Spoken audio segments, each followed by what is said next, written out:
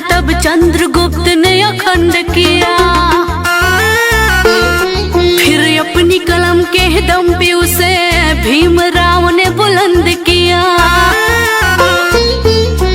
जब भारत अपना बिखरा था तब चंद्रगुप्त ने अखंड किया। फिर अपनी कलम के दम पे उसे भीमराव ने बुलंद किया।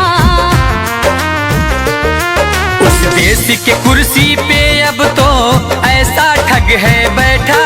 उस देश के कुर्सी पे अब तो ऐसा ठग है बैठा। जो देश को ऐसे बेच रहा कि नाम पड़ा विक्रेता। वो चाय बेचते बेचते अब बन गया देश विक्रेता। आया देश विक्रेता, देखो आया देश विक्रेता।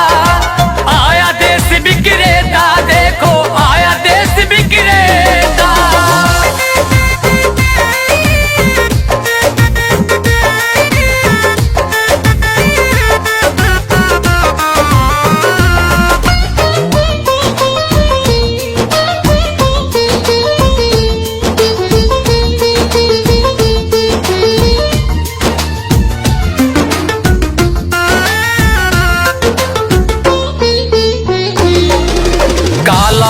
लाऊंगा कह के भारत का कोष भी साफ किया। श्रमिकों को भूखे मार रहा, धनिकों का कर्ज भी माफ किया।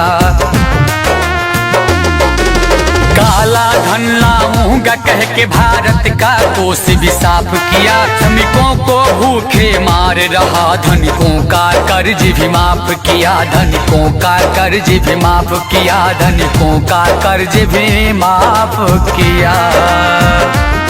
लाखों का सूट पहन के भी खुद को फकीर है कहता। जो देश को ऐसे बेच रहा कि नाम पड़ा विक्रेता। वो चाय बेचते बेचते अब बन गया देश विक्रेता। आया देश विक्रेता, देखो आया देश विक्रेता। आया देश विक्रेता, देखो आया देश विक्रेता।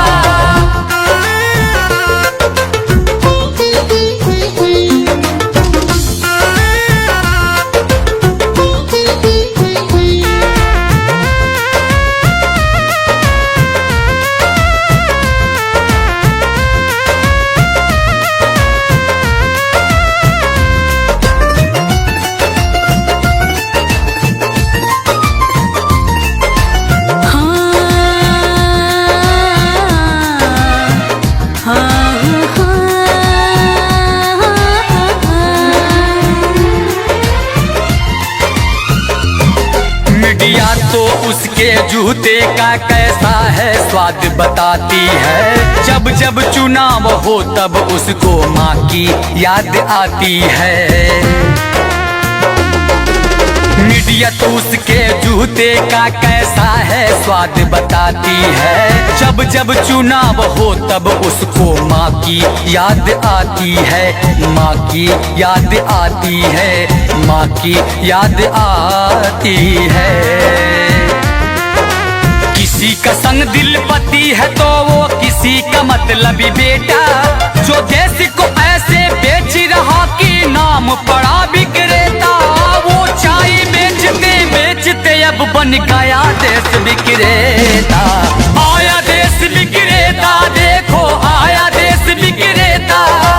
आया देश विक्रेता, देखो आया देश विक्रेता। जब भारत अपना बिखरा था तब चंद्रगुप्त ने अखंड किया। फिर अपनी कलम के दम पे उसे भीमराव ने बुलंद किया।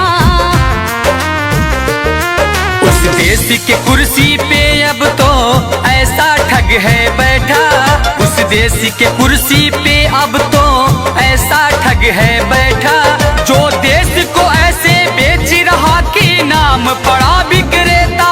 वो चाय बेचते बेचते अब बन गया देश विक्रेता।